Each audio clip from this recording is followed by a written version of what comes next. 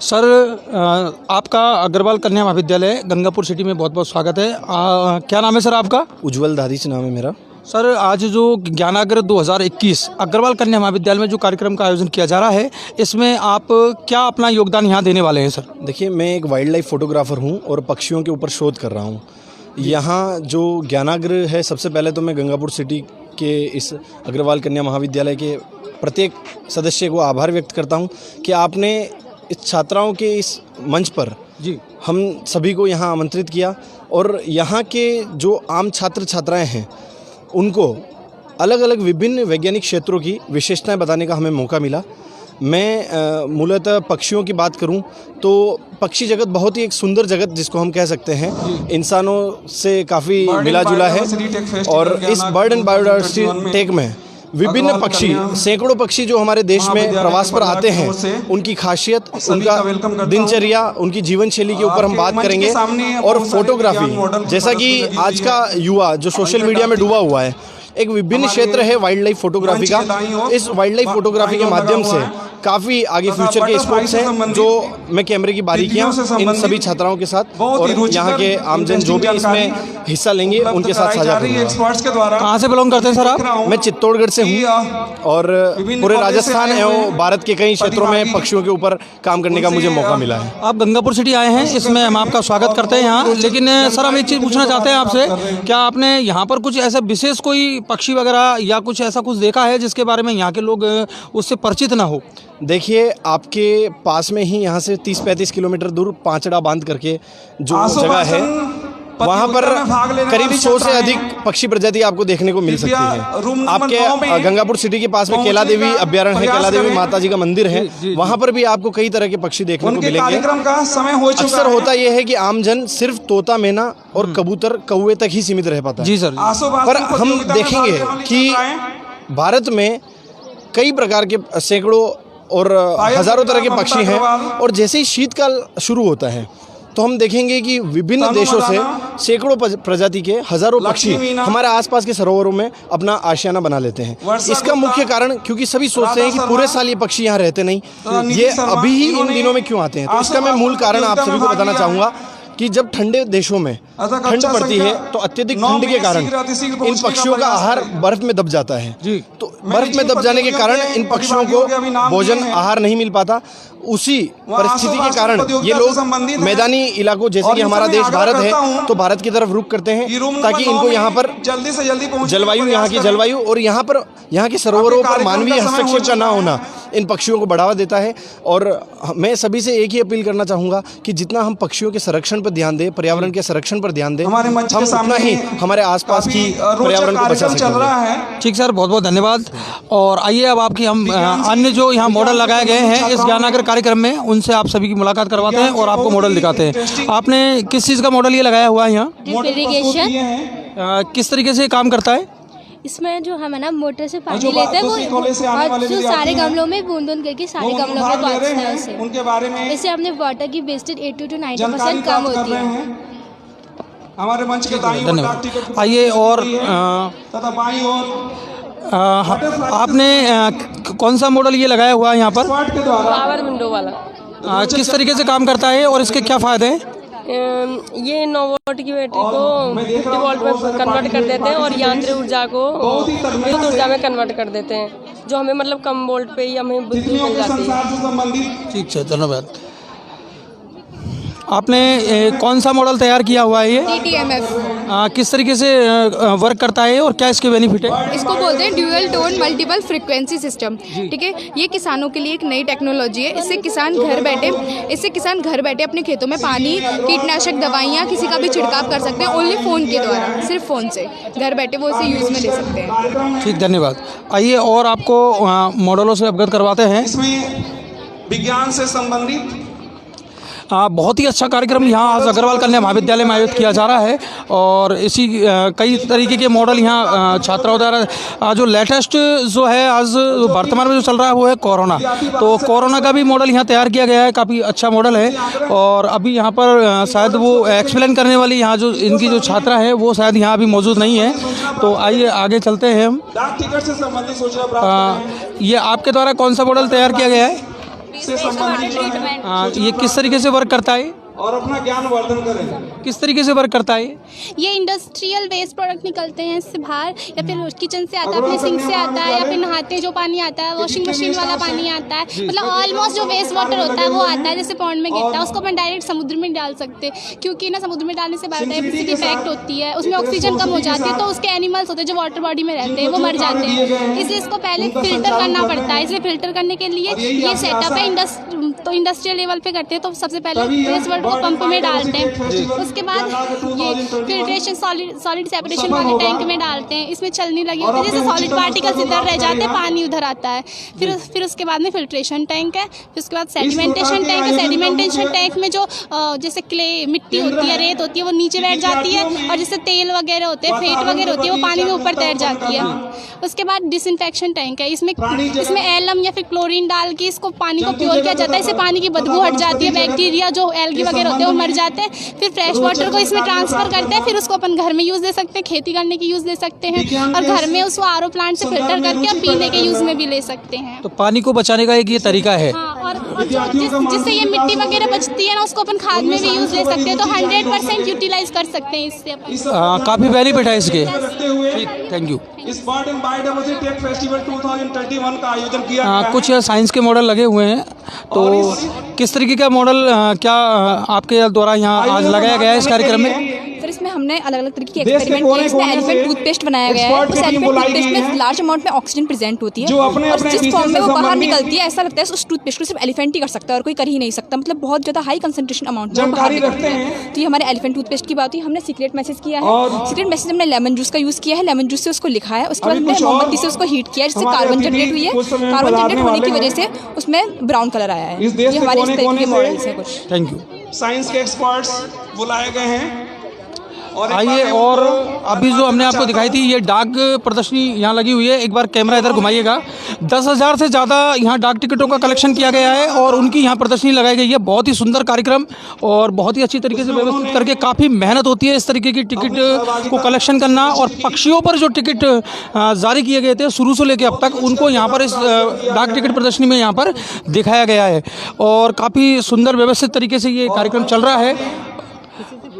आप इस कार्यक्रम में आए हो, आप मैडम किस तरीके का कार्यक्रम है, कैसा लग रहा है आपको? ये काफ़ी अच्छा लग रहा है। अग्रवाल महाविद्यालय की तरफ से हम इसमें सम्मिलित हुए हैं। यहाँ पे काफ़ी लोगों के तरह तरह की डिफरेंट भाषाएं, तरह तरह के प्रोजेक्ट, अनदर कुछ भी वर्ड्स, बच्चे टिकट, डाक प्रोजेक्ट से लेकर एयर होस्टेस का वो भी बताया गया था, जिससे हमें काफ़ी जानकारियाँ प्राप्त हुई। हमें काफ़ी अच्छा लगा, काफ़ी कुछ सीखने को मिल रहा है और धीरे धीरे इसी कदम आगे बढ़ाते हुए कुछ सीख रहे हैं। धन्यवाद। मैडम आपका फिर से एक बार स्वागत है। मैडम आपने जो डाक टिकट का कलेक्शन किया है इसके बारे में कुछ जानकारी दीजिए। मैं पुष्पा खमेसरा उदयपुर से। डाक टिकट का जो यहाँ कलेक्शन लगाया है, ये इसको किंग ऑफ हॉबीज़ कहते हैं। राजाओं का शौक जो पुराने ज़माने में, मतलब क्योंकि इसमें बहुत सा पैसा लगता है, एक तरह से कह सकते हैं ये इन्वेस्टमेंट भी है आपका और बिजनेस भी है, अगर मुझे किसी को सेल करना है तो मैडम इनको कलेक्शन करने में काफ़ी मुश्किलों का आपको सामना करना पड़ेगा, उनके बारे में क्या कहना चाहिए? मुश्किलों का सामना तो कोई टिकट अगर नहीं मिलती है तो वो हमें बस चाहिए, तो उसके लिए हमें एड़ी चोटी का जोड़ लगाना पड़ता है कि भाई ऑन पैसा देना है, क्या है वो भी है, और प्लस पोस्टल डिपार्टमेंट से भी मिलता है। और दूसरा ये कि डाक टिकट के माध्यम से मैं बच्चों को ये बताना चाहती हूँ कि इसमें पूरा ज्ञान का सागर भरा पड़ा है। मैम ये आपने इसमें कुछ गवर्नमेंट की तरफ से भी आपको सहायता मिली है, आपने निजी तौर पर सब कुछ किया है? किसी की तरफ से कोई सहायता नहीं मिलती है, ये मेरा शौक है और मुझे बच्चों को जागरूक करने हैं, और छोटे शहरों के बच्चों को मुझे ज़्यादा रुझान देखने को मिलता है बनस्पत की बड़ी बिग सिटीज़ में। थैंक यू मैडम, और गंगापुर सिटी में आपका बहुत बहुत स्वागत है। आप उदयपुर से आइए और इसके लिए आपको बहुत बहुत धन्यवाद। तो आप की मुलाकात करवाई थी हमने, जिन्होंने ये डाक टिकटों का संग्रह किया था, वो मैम थी हमारे साथ उदयपुर से, जो गंगापुर सिटी आई हुई हैं। और अब आपको और दिखाते हैं हम, तो जुड़े रहिए हमारे साथ।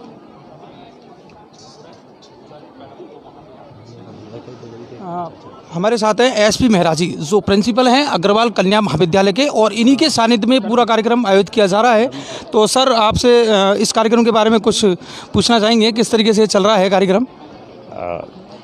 कार्यक्रम आज आप देख सकते हैं कि किस प्रकार से यहाँ पे हमारी कॉलेज की और सभी छात्राएं हैं, रोमांचित हैं यही देखने के लिए कि वाकई ये है क्या। तो आज चरितार्थ उनको देखने को मिल रहा है कि ये प्रदर्शनी एक्चुअल में है क्या चीज़। तो साक्षात आप देख सकते हैं, जब हम बटरफ्लाई को यहीं पे देख रहे हैं कैसे वो बन रही है, कैसे बदल रही है, किस प्रकार से हमारे यहाँ पे डाक टिकट हैं वो यहाँ पे अवेलेबल हैं और उन पे क्या क्या ज्ञान हो रहा है तो साक्षात देखने को मिल रहा है। और मंच पे किस प्रकार से आपने देखा है कि विषय विशेषज्ञ जो आ रहे हैं वो अपने ज्ञान का वर्धन कर रहे हैं। और इसी प्रकार से हम अनेक प्रकार के प्रदर्शनी के साथ साथ ज्ञान का वर्धन हम कर रहे हैं अपने विशेषज्ञों के साथ। मैं चाहूँगा कि और बताएं। हमारे साथ हैं अग्रवाल शिक्षण संस्थान के अध्यक्ष ओम प्रकाश जी धर्मकाटा वाले। सर, आज के आपके मार्गदर्शन में ये बहुत शानदार कार्यक्रम का आयोजन किया जा रहा है, इस कार्यक्रम को लेकर क्या कहना चाहोगे सर? इस कार्यक्रम के माध्यम से हम छात्राओं को ये संदेश देना चाहते हैं कि अग्रवाल कन्या महाविद्यालय छात्राओं के बेहतर भविष्य के लिए नई नई व्यवस्थाओं को तैयारी कर रहा है। जिस प्रकार से आज ये एग्जीबिशन आयोजित की जा रही है, इसमें डाक टिकटों की जो प्रदर्शनी है, इसमें सर्वप्रथम पहला डाक टिकट जो 1840 में रिलीज हुआ था, उससे लेकर भारत में जो पहला डाक टिकट रिलीज हुआ उससे लेकर वर्तमान तक डाक टिकटों की प्रदर्शनी लगाई गई है तथा पक्षियों से संबंधित कार्यशाला आयोजित की जा रही है। एरोमेटिक प्लेन किस प्रकार से बनाया जाता है और उड़ाया जाता है उसके बारे में जानकारी दी जा रही है और भिन्न भिन्न मॉडल बनाकर ये प्रदर्शित यहाँ पर किए गए। सभी कॉलेजों को, सभी सीनियर सेकेंडरी स्कूलों की छात्राओं को यहाँ आमंत्रण दिया गया है।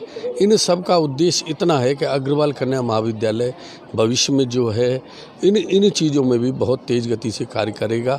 यह एक संदेश अग्रवाल कन्या महाविद्यालय के माध्यम से मैं छात्राओं के बीच में देना चाहता हूँ और भविष्य में ये प्रक्रियाएँ निरंतर जारी रहेगी। एनवायरनमेंट के मामले में, विज्ञान के मामले में और भी नए नए क्षेत्रों के मामले में बच्चियों को रोज़गार भी किस तरीके से उपलब्ध हो, इन बारे में भी हम लोग रिसर्च कर रहे हैं।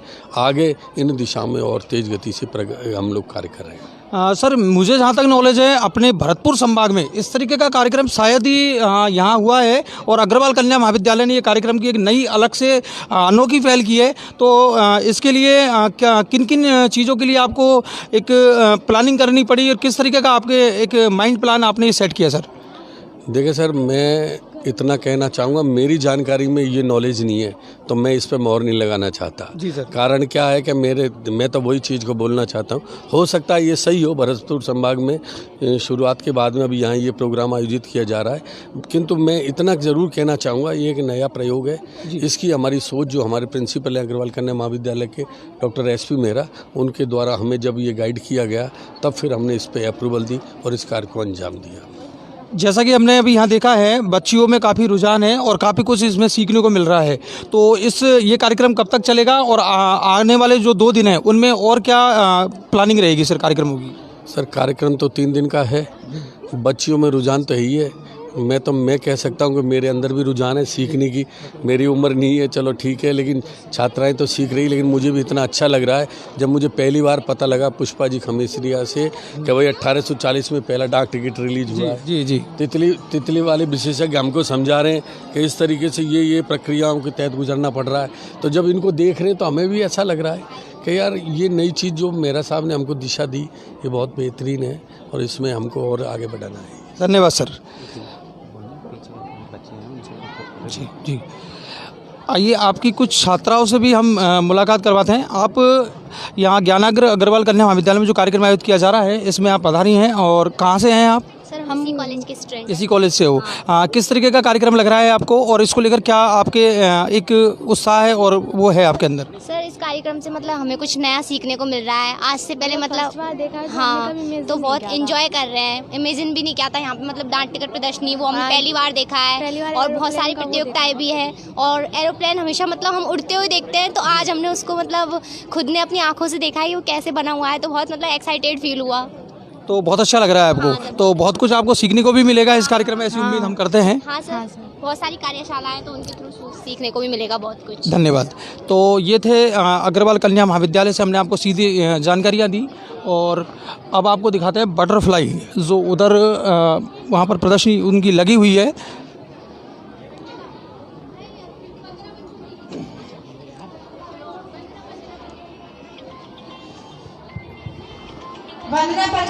ये आप देख सकते हैं यहाँ पर विभिन्न प्रकार की ये प्रदर्शनियाँ, यहाँ बटरफ्लाइज जो है उनकी यहाँ चित्र और प्रदर्शनी लगाई हुई है।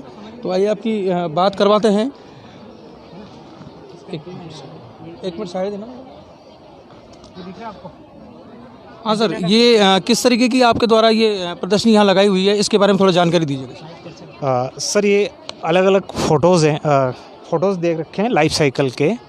ये कुछ पौधे हैं और ये पौधे कोशिश यही की गई है कि सामान्य रूप से कोई भी इन पौधों को पहचान सके, आइडेंटिफिकेशन इनका नॉर्मली कर सके, वो कि मतलब फ्लोरा स्पीसीज से है या नहीं है, फ्लोरा आइडेंटिफिकेशन है नहीं है, उससे मतलब नहीं है। जैसे कि फर्स्टली आपको बता दूं, ये सबसे पहले आप देख सकते हैं, सभी जानते हैं ये खजूर है और ये अपने राजस्थान का एक कॉमन पौधा है। इस खजूर पे ये नीचे लाइफ साइकिल का फ़ोटो डिस्प्ले कर रखा है। इस प्रकार का अंडा इस पे कभी कभी मिलता है। ये है मेन चीज़। एक मिनट सर। अंडे से ये कैटरपिलर निकलता है। कैटरपिलर पत्ती को फोल्ड करके अंदर रहता है, खुले में नहीं रहता है। और ये इसका फोल्ड यहाँ पर बता रखा है, ठीक है। इसके अंदर अभी जीवित अवस्था में ये कैटरपिलर है। ये थोड़ा बड़ा होकर के प्यूपा बनाएगा और प्यूपा में से इंडियन पाम बॉब बटरफ्लाई का बर्थ होगा। ये एक अलग पौधा है ना। ये है केसिया सियामा। ये केसिया सियामा पौधा है। जैसे कि ये डिस्प्ले में बताया, ये इंडियन पाम बॉब बटरफ्लाई का होस्ट प्लांट है, मतलब इंडियन पाम बॉब इस पे अंडा देगी और उसका कैटरपिलर यहाँ मिलेगा। Something different. ये केसिया सियामा पौधा है और इस पौधे पर कॉमन एमिग्रेंट बटरफ्लाई जो है वो अपना अंडा देती है और अपना लाइफ साइकिल पूरा करती है। आप देख सकते हैं यहाँ पर ये कॉमन एमिग्रेंट बटरफ्लाई यहाँ दे रखी है। इसका अंडा आप लाइव देख सकते हैं। अब इधर आ जाइए, ये लाइव ये कॉमन एमिग्रेंट बटरफ्लाई का अंडा है, वो यहाँ पर आप देख सकते हैं। छोटा सा है ये, आप फोकस कर सकें अगर। ये सफ़ेद कलर का साइड में ये यहाँ पे ये चावल का दाना दिखा जी। और उसी के पास में ये पत्ती खा रहा है, छोटा सा कैटरपिलर है ये। अच्छा है ना। तो अंडे में से इस प्रकार का कैटरपिलर निकलता है और वो कैटरपिलर थोड़ा अपना रूप परिवर्तन करता है, बड़ा होता है। ये कॉमन एमिग्रेंट का कैटरपिलर है। ये थोड़ा और बड़ा होगा, उसके बाद उल्टा लटक जाएगा डाली से उल्टा लटक करके ये प्यूपा बनेगा और प्यूपा फिर ट्रांसपेरेंट हो जाएगा, प्यूपा का खोल, और अंदर से बटरफ्लाई का बर्थ होगा और कॉमन एमिग्रेंट के रूप में ये फ्लाई करेगा। ये सामान्य पौधा है नींबू का और उसके पास में ही ये करी पत्ते का पौधा लगा हुआ है। दोनों पे कैटरपिलर हैं और दोनों पर ही लाइम बटरफ्लाई और कॉमन मॉर्मोन बटरफ्लाई, इन दोनों पौधों पर एग लेइंग करते हैं, मतलब इनके लार्वा इन दोनों पौधों को फीड कर रहे हैं। यहाँ पे एक छोटा सा कैटरपिलर आपको दिखाई देगा, जैसे चिड़िया ने बीट कर रखी हो उस टाइप का एक छोटा सा कैटरपिलर है, जो ये लाइम बटरफ्लाई का कैटरपिलर है। और एक बड़ा कैटरपिलर है जो वेल कैमोफ्लेज है और बड़े ध्यान से देखने पर आपको दिखाई देगा, ये कैटरपिलर कॉमन मॉर्मोन बटरफ्लाई का है। ये common Mormon butterfly same thing lime butterfly की तरह इसका कैटरपिलर भी बर्ड ड्रॉपिंग जैसा ही दिखता है और उसके बाद वो होता है इस प्रकार का ये ग्रीन कैटरपिलर। ये वही पूर्व की बताई गई प्रक्रिया, ये उल्टा लटकेगा डाली से, प्यूपा बनाएगा, प्यूपा से बटरफ्लाई का बर्थ होगा। ये अशोक वृक्ष है और अशोक वृक्ष के ऊपर कभी कभार आप अपने घर के आसपास अगर पेड़ लगा हुआ है तो आप देख सकते हैं इस प्रकार का ये कैटरपिलर छोटा सा आपको नज़र आ सकता है, या फिर इस प्रकार का कोई ग्रीन कैटरपिलर भी आपको अशोक वृक्ष पे यानी कि ये आशापाला पे दिख सकता है। ये बटरफ्लाई टेल्ड जय है, अंडा दे रही है। अंडा इस प्रकार का वाइट होता है, गोल होता है। कैटरपिलर बाद में अपनी स्टेज बदलता है, ग्रीन हो जाता है, उल्टा लटकता है, प्यूपा बनता है और प्यूपा में से टेल्ड जय बटरफ्लाई का बर्थ होगा। इसी प्रकार ये आग का पौधा एक सामान्य पौधा है, इस पर ये कैटरपिलर फीड करता हुआ आपको नज़र आएगा, पत्ती खा रहा है। और प्लेन टाइगर बटरफ्लाई का ये कैटरपिलर है, यानी कि प्लेन टाइगर का होस्ट प्लांट है कैलोट्रोपिस यानी कि आग, और ये टेल्ड जय का लार्वल होस्ट प्लांट है पोलाल्थिया लॉन्गिफोलिया, मतलब आशापालव।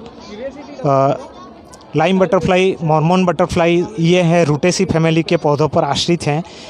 तो सबसे पहली चीज़ ये समझ लेना आवश्यक है कि ये सभी पौधे अलग अलग हैं। इन अलग अलग पौधों पे अलग अलग तरह के कैटरपिलर हैं और इन अलग अलग कैटरपिलर से अलग अलग तरह की स्पीसीज़ का बर्थ हो रहा है। तो सबसे ज़्यादा महत्वपूर्ण हो गए हमारे लिए पौधे, मतलब हमारे यहाँ की जो भी देसी वनस्पतियाँ हैं वो सबसे ज़्यादा इम्पॉर्टेंट है हमारे यहाँ की जैव विविधता को बनाए रखने के लिए।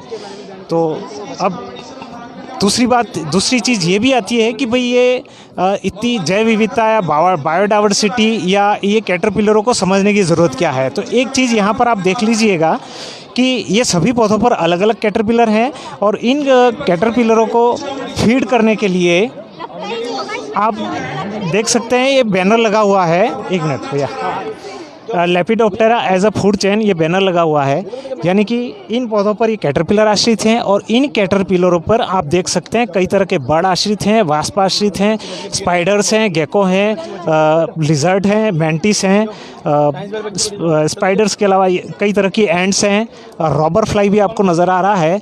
इस प्रकार से पौधों की यानी कि जैव विविधता पढ़ने का महत्व यही है कि कोई एक चीज़ एक के लिए ही महत्वपूर्ण नहीं है, ये सभी के लिए महत्वपूर्ण है।